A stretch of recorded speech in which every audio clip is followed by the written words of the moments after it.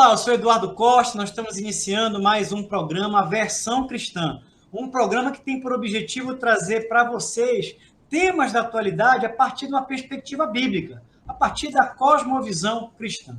O tema de hoje é como superar a depressão. Depressão tem sido chamada de a doença do século.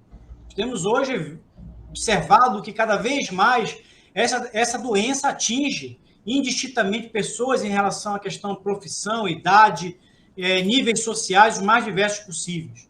Para conversar conosco sobre esse tema e como superar a depressão, nós convidamos o pastor Tiago Rodrigues, que é pastor da Igreja Ceia da Alcindo Cacela, comunidade evangélica integrada da Amazônia, também psicólogo. Como de praxe, nós começamos sempre nosso programa com um versículo bíblico. E eu quero convidar vocês a ler conosco um versículo que está lá no livro de Salmos, capítulo 42, versículo 11, que diz o seguinte: por que você está tão triste, ó minha alma? Por que está assim tão perturbada dentro de mim? Ponha a sua esperança em Deus, pois ainda o louvarei. Ele é o meu Salvador e o meu Deus.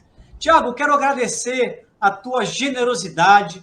Eu sei que você tem uma agenda como psicólogo, como pastor, vice-presidente da comunidade evangélica integrada da Amazônia, uma das maiores igrejas do estado do Pará, uma agenda muito intensa. E você ter aberto um tempo na tua agenda para tratar esse tema conosco, da depressão, é realmente um motivo de muita alegria para nós.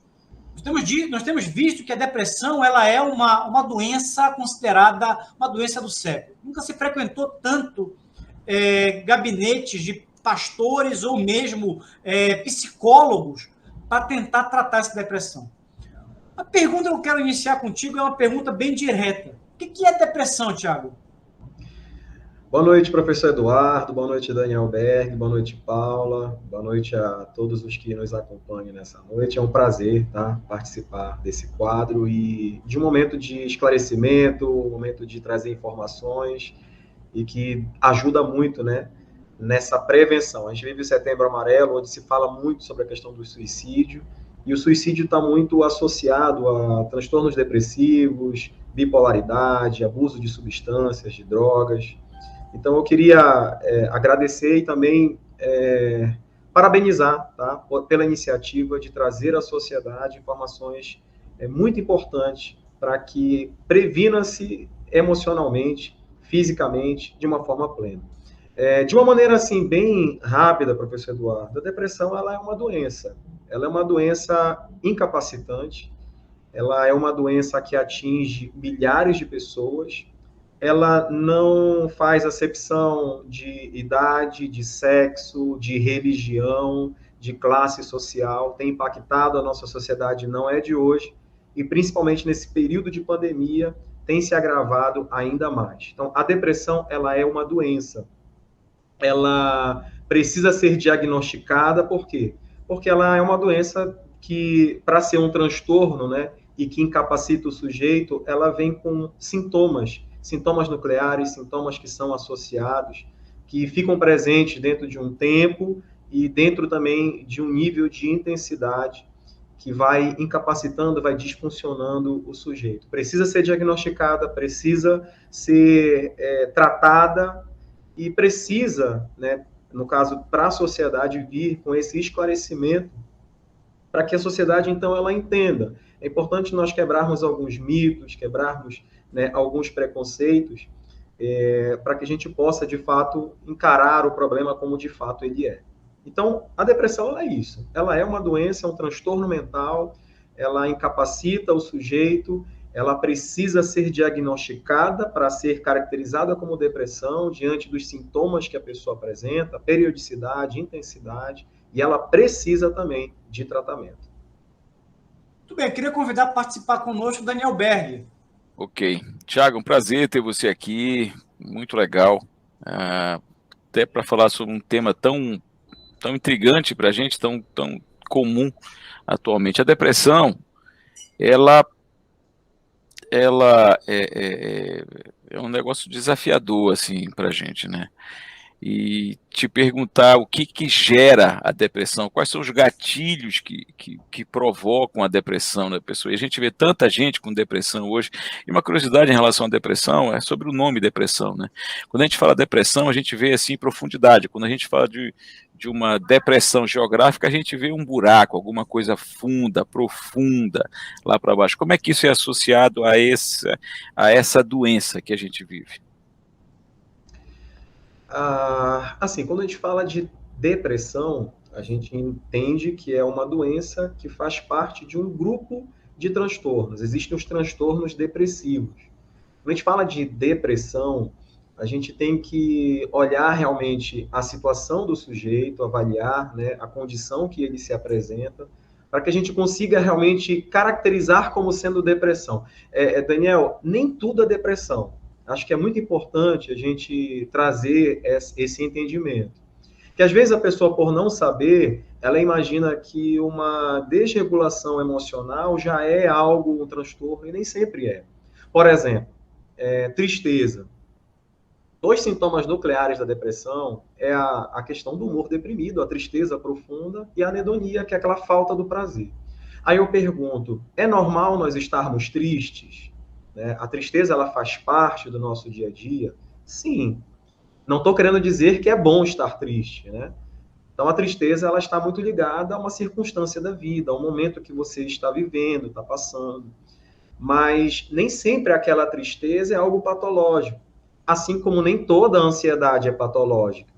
Tudo aquilo que nós sentimos, ela tem um sentido na nossa vida, ela está de acordo com a circunstância que a gente vive. Mas a gente precisa hoje identificar, né, se realmente existe uma linha de normalidade que está sendo ultrapassada. E o que é essa linha de normalidade? É quando você percebe que essa tristeza, ela vem acompanhada de outros sintomas, ela traz alguns prejuízos presentes e reais na vida do sujeito. E aqui, né, nessa questão da pergunta que o professor Eduardo até colocou, sobre essa questão da diferenciação entre a tristeza e a depressão, é porque a tristeza, ela é um sentimento comum, que apesar de não ser um sentimento prazeroso, mas ela é fundamental também na nossa vida. Se você não vive situações de tristeza, você também não se desenvolve em determinadas áreas da sua vida emocional. E isso é fato. Então a gente precisa hoje ver, né, como é essa tristeza? Qual é a intensidade dela? Qual é o nível de incapacitação, de desvantagem, de prejuízo que ela traz na vida do sujeito? Quais são os outros sintomas que estão associados? Porque quando a gente fala de um transtorno depressivo, o transtorno, ele gera um transtorno, porque ele compõe, né, um conjunto de sintomas que traz um nível de incapacitação na vida daquela pessoa, no trabalho, na família, na relação conjugal e tudo mais. Muito bem, eu queria convidar para fazer a sua pergunta, fazer a sua participação, nossa querida Paula Andrade. Olá, Thiago, muito prazer em estar aqui contigo essa semana. E realmente esse mês foi um mês voltado para a prevenção de suicídio, mas principalmente para tratar de doenças relacionadas, né? A depressão é uma delas, e em cada faixa etária essa depressão se manifesta de uma forma, né?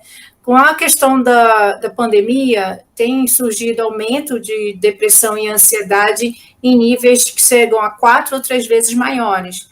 E como a gente identifica em crianças, em jovens, adolescentes, adultos, idosos, né? A intensidade com que idosos chegam em emergências, passando mal, em função do que estão assistindo, do que estão vendo, dos receios de certas questões em TV. Como é que a gente lida com isso em cada faixa etária? Muito bem. De fato, né, cada faixa etária, a depressão, ela se manifesta de uma forma mais específica, até porque cada faixa etária, ela vive os seus desafios peculiares à própria faixa etária. Então, normalmente, a depressão, ela atinge mais o jovem adulto e também os idosos. tem tido, inclusive, um número muito crescente nessa terceira idade, nessa última fase da vida. E é muito importante essa tua pergunta, Paula, por quê? Porque quando a gente fala assim, de um conjunto de sintomas, isso não é algo extremamente rígido ou que vai acontecer da mesma forma com todas as pessoas. Agora, existe sim uma base de princípio que ela cabe para todas as faixas etárias. Em primeiro lugar, identificar se existem os sintomas que são nucleares, que devem estar presentes na vida do indivíduo num tempo de, no mínimo, 2 semanas, com um nível de intensidade e presença grande nesse período de tempo. Então, as crianças, elas podem desenvolver como? O humor deprimido, que é a tristeza profunda, ela pode ser caracterizada de diversas formas, ela pode se manifestar de diversas formas. A criança, ela fica mais reclusa, a criança, ela fica, às vezes, até mais irritadiça. Assim como o adulto, ele passa a manifestar, através dessa reclusão também, essa falta de vontade de sair, essa dificuldade, essa falta de energia para levantar da cama, para fazer algumas funções básicas do dia a dia, como tomar banho, trocar de roupa, escovar os dentes. Você percebe que a pessoa, ela fica num nível profundo de tristeza e também numa falta de prazer, até mesmo para as coisas que antes davam prazer. Aquela pessoa que no final de semana gostava de jogar uma bola, aquilo passa a não fazer mais sentido para ela. Aquela pessoa que gostava de sair para jantar com os filhos, com a família, aquilo já não tem mais, já não flui mais o mesmo prazer. Então a pessoa, ela começa a diminuir o repertório de atividades semanais, e você percebe que ela começa a estar no processo de reclusão. No geral, basicamente, em todas as faixas etárias, é isso que acontece. O que vem são sintomas associados, que às vezes eles podem estar mais presentes dentro de uma faixa etária e menos em outras. Como, por exemplo, a questão da insônia ou da hipersonia. A pessoa, ela passa a dormir pouco ou passa a dormir demais. A questão do apetite. A pessoa, ela pode ter um ganho de peso excessivo ou ela pode também perder muito peso. Ela pode ter um retardo cognitivo, ela passa a ter o processamento mais lento, ela vai ter uma dificuldade grande de concentração e, dentre vários outros sintomas como esses que eu listei, a questão dos pensamentos. Pensamentos autocríticos, pensamentos destrutivos, pensamentos, ideações suicidas, pensamentos de morte, né? A pessoa, ela passa... eu sou psicólogo da abordagem TCC, né? Que é a terapia cognitivo-comportamental. E uma das coisas presentes numa pessoa com depressão é essa tríade cognitiva, né? Que fica disfuncional. A pessoa, ela tem uma visão distorcida a respeito de si, ela começa a ter uma visão distorcida a respeito do outro, ou seja, ela não se ama, ela se acha um ser inútil, um ser que não merece amor, respeito. Em relação ao outro, ela diz que ela nunca vai ser amada, ela nunca vai ser aceita, ela nunca vai atender às expectativas. Em relação ao futuro, o futuro passa a não existir mais, passa a não ter sentido. Essa tríade cognitiva, ela começa a ficar disfuncional, ela começa a ficar desfigurada, né? Então, a pessoa, ela começa a desembocar e trazer outros sintomas também por conta disso. E isso vai permear faixas etárias. Os sintomas, eles vão oscilar dependendo de cada uma dessas faixas, porque elas estão ligadas a atividades peculiares a cada uma delas. A terceira idade, ela já é uma fase de desaceleração, onde a pessoa, ela já começa a entrar no processo de aposentadoria. Já a juventude, não, né? A juventude, ela já é um outro processo, já de estabelecimento de vínculos, de casamento, de trabalho, assim como a fase infantil, né, que ainda não tem essa vivência, ainda não tem uma cognição ainda totalmente estruturada, mas que, dependendo do meio, né, e do tipo de criação que recebe, ela já começa a estar mais vulnerável a esse tipo de transtorno. Então, existe um princípio que é necessário para diagnosticar, mas vai depender realmente essas manifestações desses sintomas de cada faixa etária. Porque nunca é igual, né? A gente sempre percebe que a intensidade e até mesmo os níveis de prejuízo que a pessoa tem nunca é igual, porque cada contexto vai trazer um tipo de prejuízo dentro da intensidade da forma como se apresenta. Muito bem, Tiago, nós estamos ainda no final do nosso primeiro bloco, temos ainda 1 minuto e meio. Eu queria que em 1 minuto você me respondesse uma pergunta muito objetiva. Depressão é perigosa? É muito perigosa.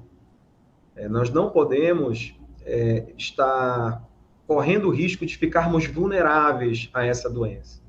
Existe um componente genético, mas existem fatores que estão associados e que precisam estar em equilíbrio na nossa vida para que a gente não fique vulnerável a esse mal. Como eu falei logo no início, né? A depressão ela não faz acepção de pessoas. Ela não vai verificar o sexo, a idade, a classe social, a religião. E nós precisamos estar atentos, minados de informações suficientes e posicionados também de forma adequada para lidar com esse mal e não estarmos vulneráveis a isso. É realmente algo muito perigoso. Muito bem, nós estamos hoje tratando do tema depressão, o cristão e a depressão. Na verdade, é um tema que vem ganhando cada vez mais importância na sociedade e também é um tema que vem também ganhando relevância e importância nas igrejas. No próximo bloco, eu quero continuar com essa conversa com o pastor, psicólogo Tiago Rodrigues sobre depressão. E nós queremos discutir, Tiago, se depressão tem cura. Que forma nós podemos tratar a depressão? Eu peço que você não desligue, eu peço que você não mude de canal, são apenas 2 minutinhos que passam muito rápido. Eu tenho certeza que esse tema é relevante para você, sua família e sua igreja. Voltamos já já com o programa Versão Cristã.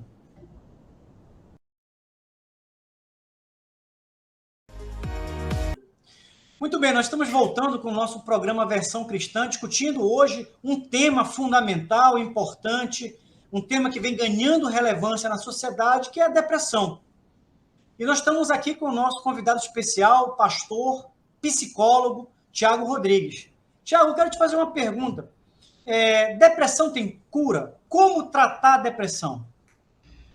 Muito boa pergunta, Eduardo. Até pegando um pouco do gancho da pergunta que o Daniel fez logo lá no início, vejo que são 2 coisas aí. O primeiro ponto é sobre aquela questão do que gera a depressão, né? Será que existe uma questão que é genética, que é biológica? A literatura ela nos indica que a depressão ela não surge dentro de uma causa ou de um único fator. Assim como todos os transtornos, eles são considerados de causa multifatorial. Existem questões que são genéticas e na questão da depressão maior, existe uma taxa de herdabilidade que vai de 37% a 40% na questão genética. Existem questões que são biológicas, existem questões que são socioambiental, existem questões que estão ligadas à rotina, à história de vida do sujeito. Então, são vários fatores que, dentro de uma situação de vulnerabilidade, podem gerar, né?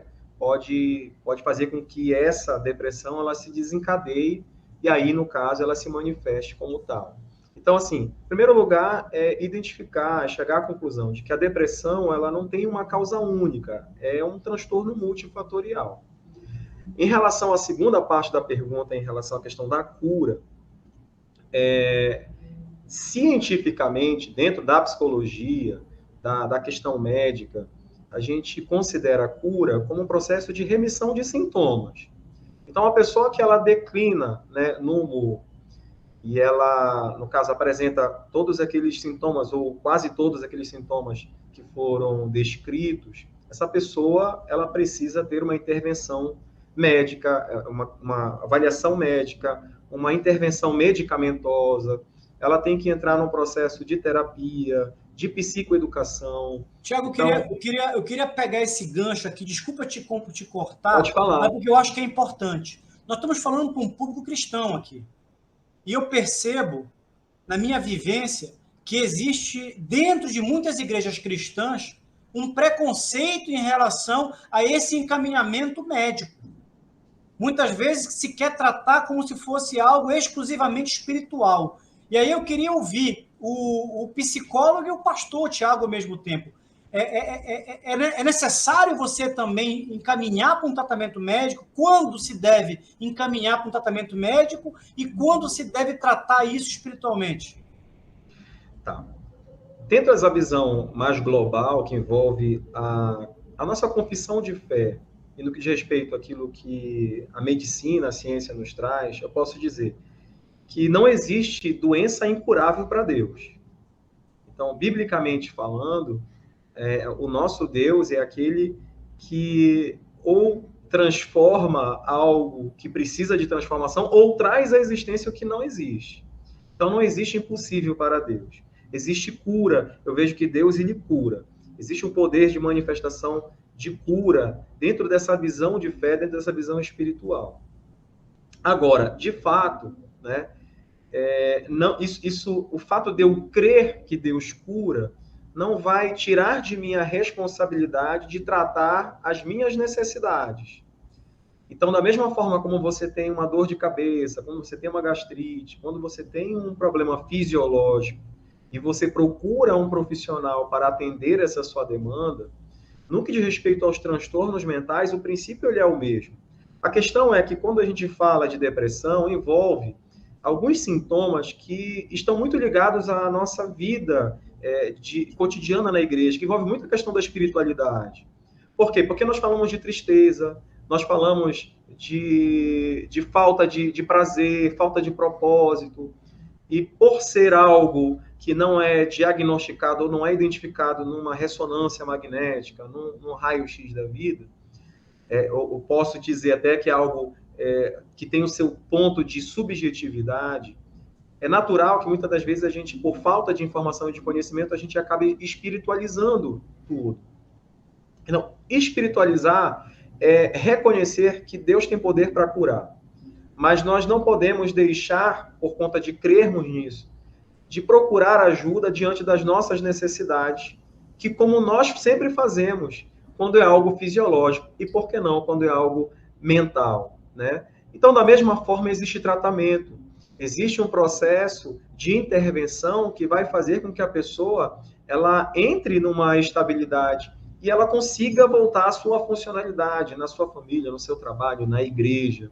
Mas é muito importante também, viu, professor Eduardo, para completar. Deus, ele nos trata de diversas formas. Ele também usa profissionais. Ele usa a indicação medicamentosa, ele usa, né, técnicas, ferramentas que não foram criadas especificamente pelo homem em si. Por quê? Porque a inteligência que o homem tem foi Deus que deu. Então, existem diversas formas de Deus tratar, e eu enxergo propósitos em todas elas. Seja naquela manifestação que é imediata da cura divina, onde eu também sou testemunha disso, ou através de um tratamento que vai envolver uma ação medicamentosa ou de um outro profissional da área da saúde, que pode ser um psicólogo, pode ser um psiquiatra, ou alguma outra patologia fisiológica também, onde precisa de uma expertise maior, de algo assim mais específico, dependendo dessa demanda. E, Tiago, aproveitando isso daí, do tratamento e tal, todo paciente, vamos colocar assim, ele tem o entorno dele, né? E quando a pessoa está com depressão, todo mundo que está no entorno dele sente. Como é que a família ela pode ajudar nesse processo de cura? Vou até estender a pergunta. A família, os amigos e principalmente a igreja também. A igreja, assim como a família e as pessoas próximas, nós precisamos entender, ter mais conhecimento a respeito desse mal para que nós, de fato, possamos ajudar. E de que forma se ajuda? Primeiro, favorecendo a acolhida. Uma pessoa que vive esse mal, às vezes ele nem sabe que ele está vivendo aquele mal. É difícil, às vezes, até um processo de aceitação da própria pessoa em relação a esse mal. E se ele não consegue se sentir acolhido pelas pessoas que estão ao seu redor, ele vai ter maior dificuldade de compartilhar, de dividir a sua dor, de dividir o seu sofrimento. O segundo ponto está nessa observação, que pelo fato da pessoa já viver essa dificuldade de aceitação, a família, quando ela tem essa base de informação, ela começa a observar os comportamentos. E dessa forma, ela pode sinalizar ajuda, ela pode solicitar apoio. E o apoio não é só nessa parte de chamar um profissional e trazer para perto, mas até mesmo no tratamento. A família ela precisa ser psicoeducada, ela precisa estar acompanhando o processo junto ao terapeuta para que ela também faça parte, né, desse processo de restabelecimento e de recuperação. Vou citar um caso assim, muito, muito relevante. Uma situação, uma vez, de uma senhora que vivia um caso muito severo de depressão, mas um caso bem severo mesmo, que deixou... Ela era incapaz de levantar da cama, porque ela não tinha realmente a força, a energia suficiente para isso. Era um estado, assim, bem severo da doença. E, normalmente, uma das primeiras pautas de ação na depressão, aquilo que a gente chama de ativação comportamental. A pessoa ela precisa entrar num processo de reativar as atividades que antes ela fazia, né? Ou reajustar aquelas atividades para que ela consiga, aos poucos, retomar. Uma delas, por exemplo, atividade física. Às vezes, toda a produção de serotonina, né, de hormônios, ela entra nesse processo de atividade física.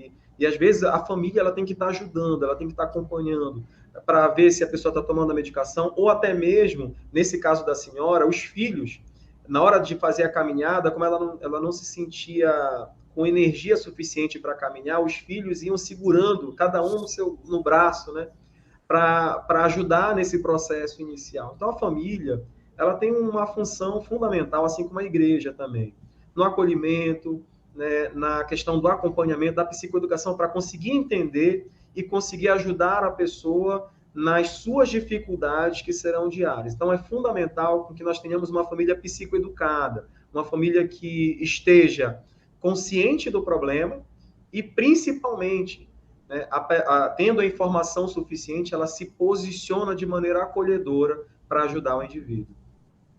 Tiago, ainda nesse ambiente, tem um ambiente que as pessoas ficam 8 horas por dia ou mais, né?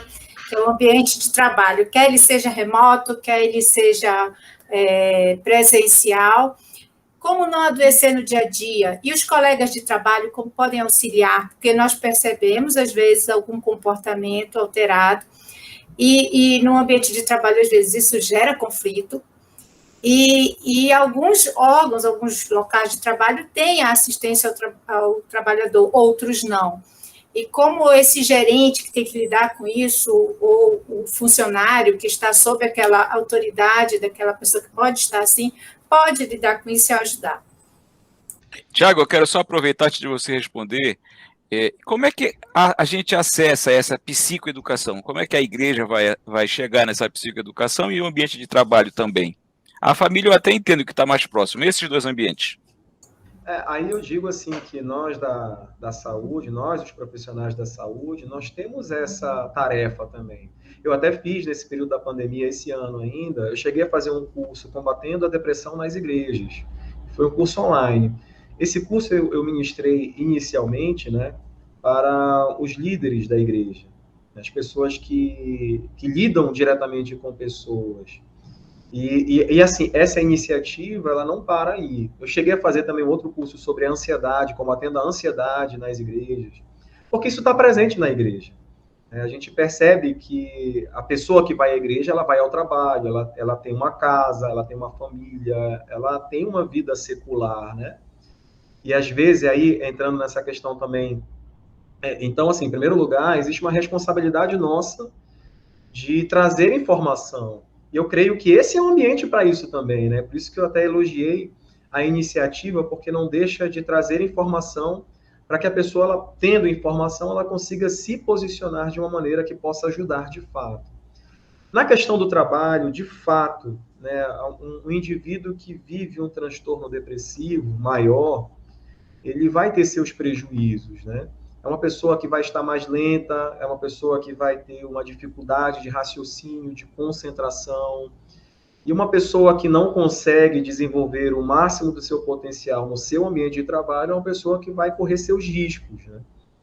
Então, e existem empresas e empresas. Existem empresas, como você falou, Paula, que tem uma certa estrutura assistencial, existe um corpo clínico médico que é capaz de ser acionado e fazer as devidas avaliações para ver, né, se existe a necessidade de readequar a pessoa na função por um tempo ou até mesmo afastá-la do trabalho, o que às vezes acaba sendo mais comum. A pessoa acaba sendo afastada do trabalho para conseguir se recuperar. Existe um amparo legal para isso, né?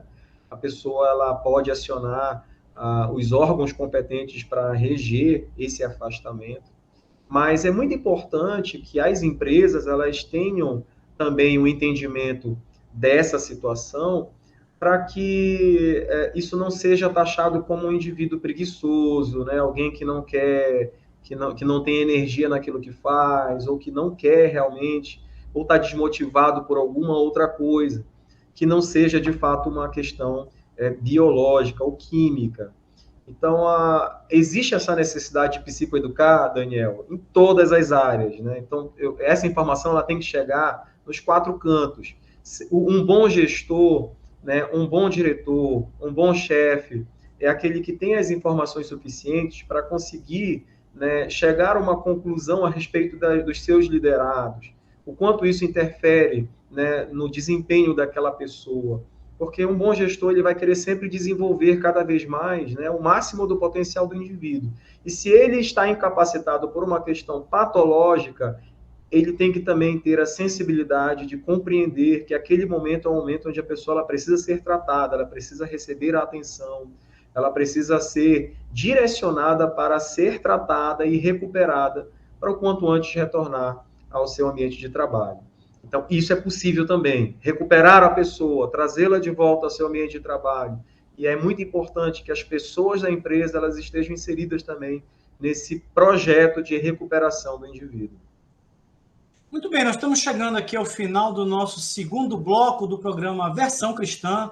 Nesse bloco, conversando aqui sobre depressão com o psicólogo, pastor Tiago Rodrigues.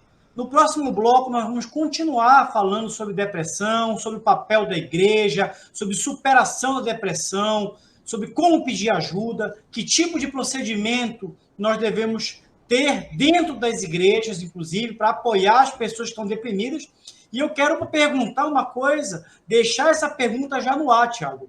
A gente fala muito de depressão e é muito curioso que a gente acha que inclusive, conversamos na semana passada sobre suicídio e vimos, inclusive, casos de pastores que cometeram suicídio em função de quadros depressivos.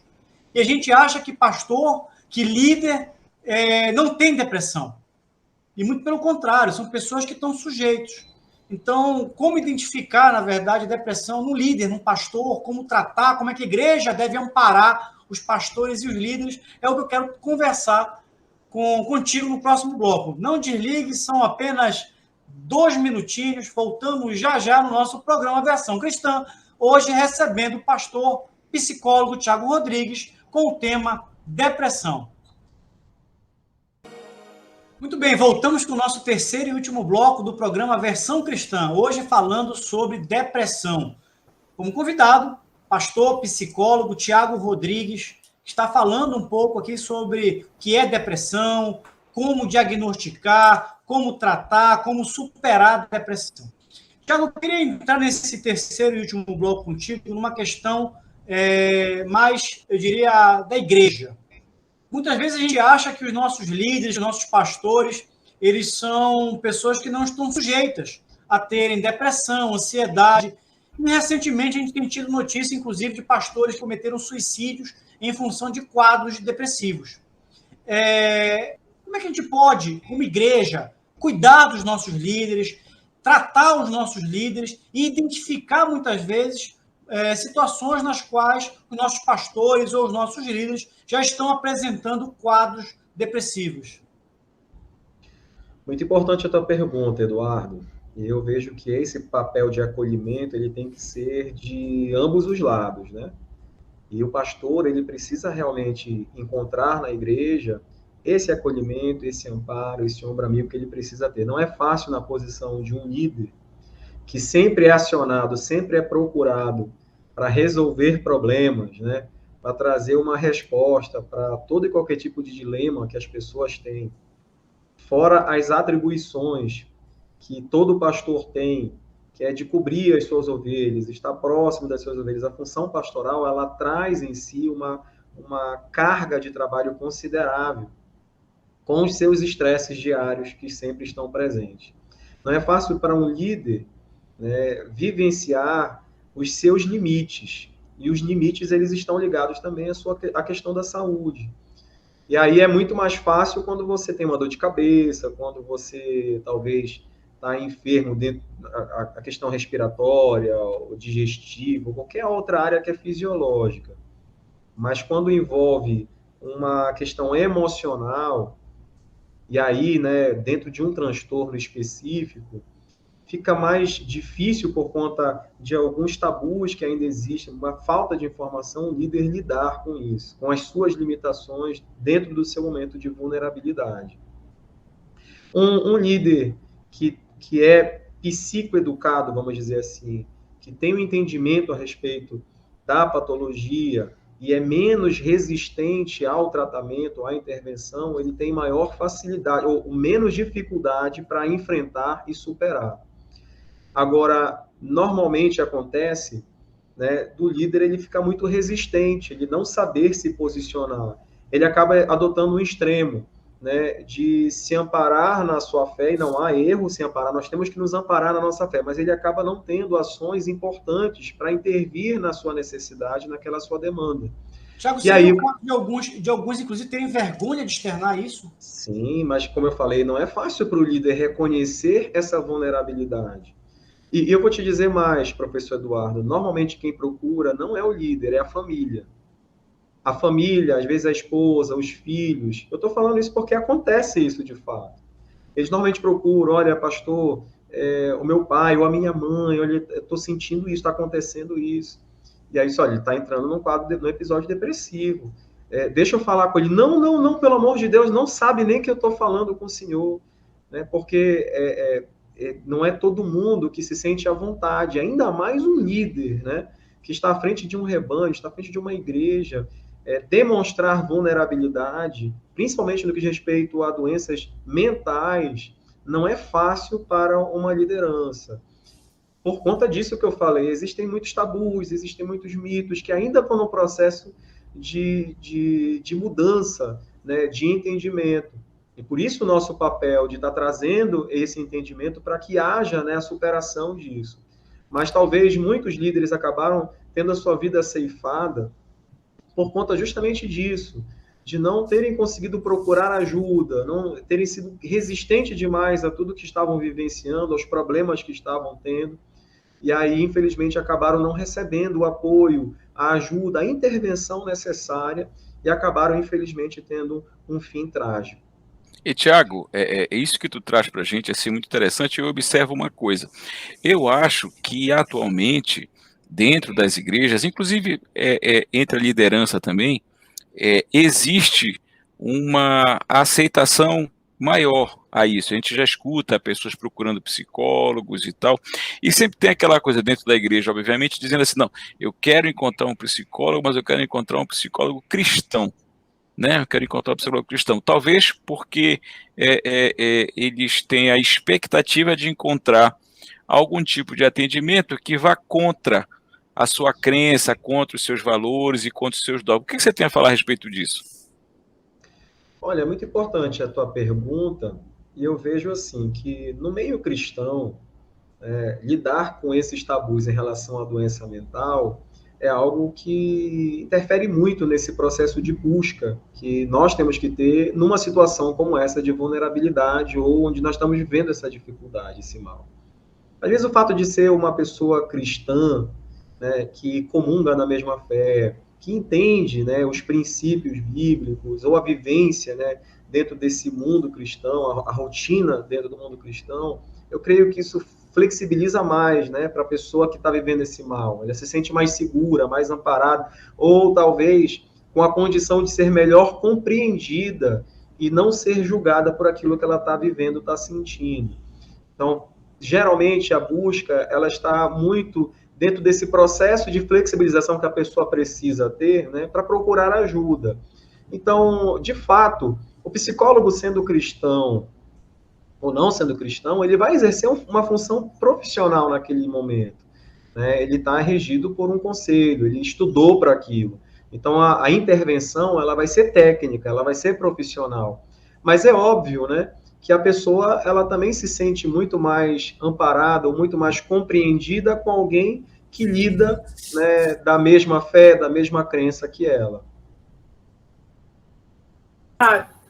Tiago, ainda nesse contexto, a gente vê o ambiente da igreja, ele é um ambiente de discipulado, ele é um ambiente de cura, ele é um ambiente de aconselhamento bíblico. As pessoas, às vezes, procuram o conselho junto ao seu pastor, ou a alguém com quem ela tem mais proximidade. Enfim, toda a igreja ela está envolvida nesse quadro e pode auxiliar.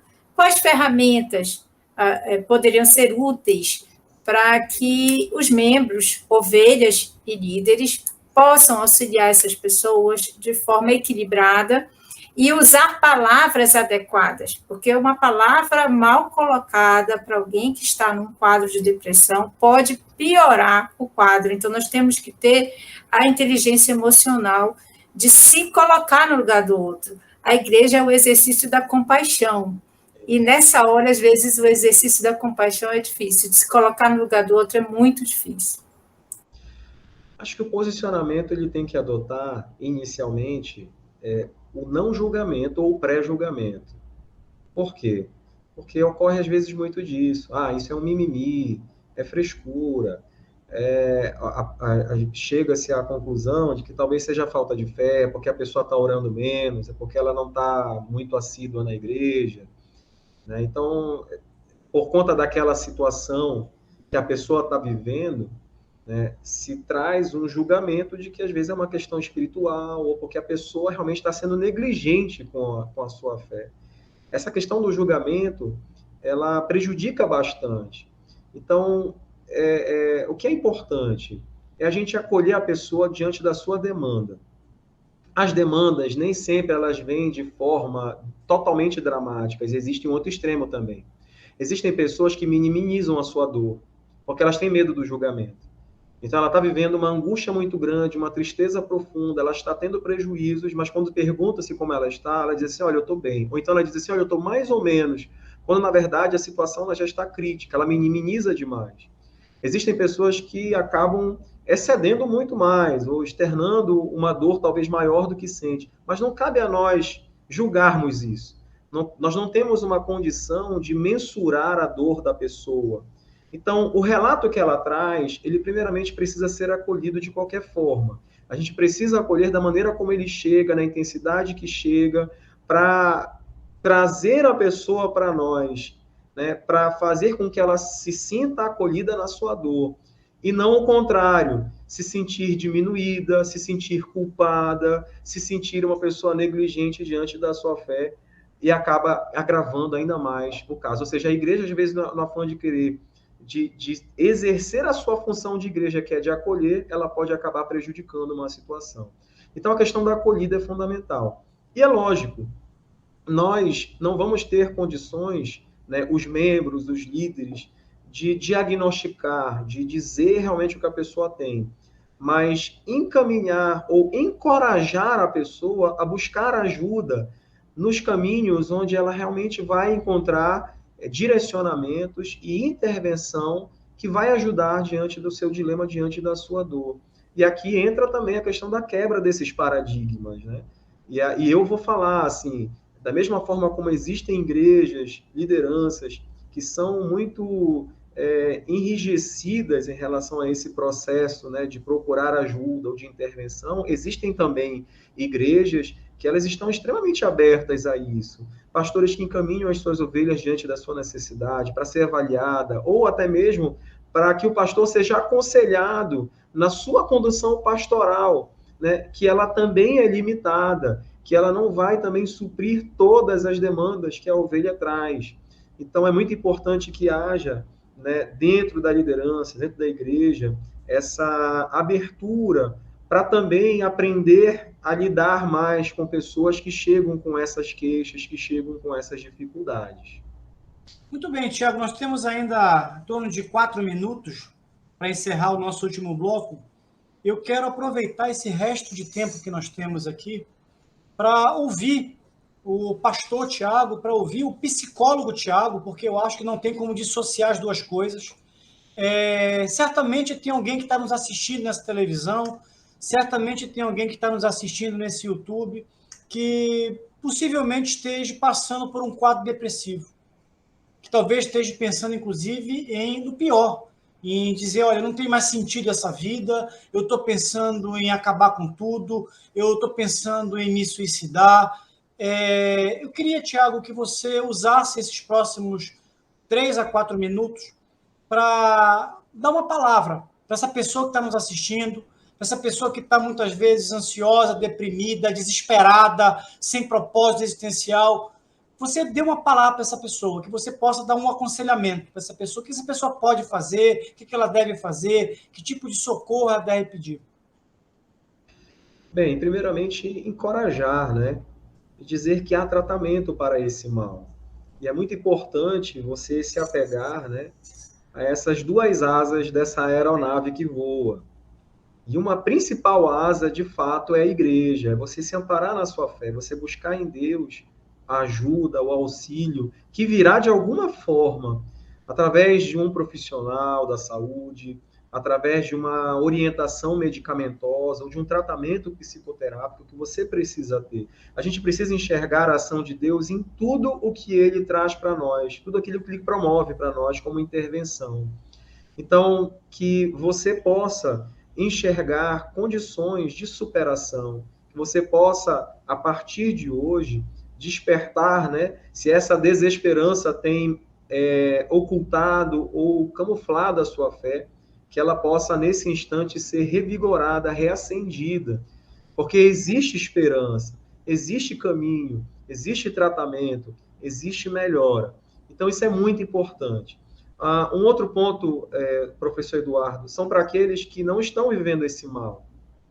E é muito importante dar algumas dicas também como prevenção. Nós vivenciamos o mês passado, que foi o mês de setembro, né, o mês amarelo, mês de setembro amarelo, e a prevenção ela é fundamental também. Não só para aqueles que estão vivendo esse mal, mas para aqueles que não querem também viver esse mal. É muito importante que a gente tenha hoje um hábito mais saudável. Você conseguir administrar melhor o seu tempo. A palavra de Deus diz isso, né? Existe tempo para todas as coisas. O que falta é uma melhor gestão do tempo, equilibrar melhor as prioridades, aquilo que de fato deve estar mais presente no meu dia a dia, atividades físicas, né? Uma alimentação melhor, uma qualidade melhor no seu sono. A gente pensa que isso não é importante ou que isso não faz diferença. Isso faz muita diferença. Todas as pessoas que normalmente elas chegam no consultório com um quadro depressivo ou algum outro tipo de transtorno, o que a gente mais percebe é que a rotina da vida da pessoa ela está muito desorganizada.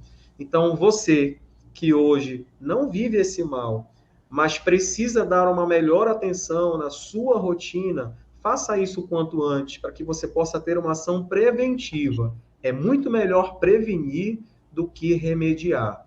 Então, fica para esses dois grupos de pessoas aqui o nosso apoio, a nossa orientação, né, para que você possa ser encorajado a superar esse mal e também para que você seja encorajado a ter uma ação mais preventiva, para que você não se torne uma vítima disso. Muito bem, nós recebemos hoje o pastor psicólogo Tiago Rodrigues, que com muita generosidade nos atendeu a esse convite para falar sobre depressão. É um psicólogo cristão, é um pastor cristão.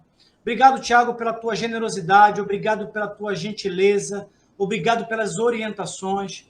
E eu quero finalizar o programa de hoje dizendo para você seguir os conselhos que o nosso querido pastor e psicólogo Tiago nos deu. Peça ajuda. Peça ajuda para os seus familiares, peça ajuda para os seus irmãos da igreja, para o seu líder da igreja. recorra ao seu pastor, procure um psicólogo. Não sofra quieto, não sofra sozinho, porque realmente Deus tem um propósito na sua vida e certamente há uma cura para você. O próprio salmo que nós lemos no início do nosso programa de hoje fala sobre isso. Possivelmente é um salmo escrito pelo salmista, pelo rei Davi.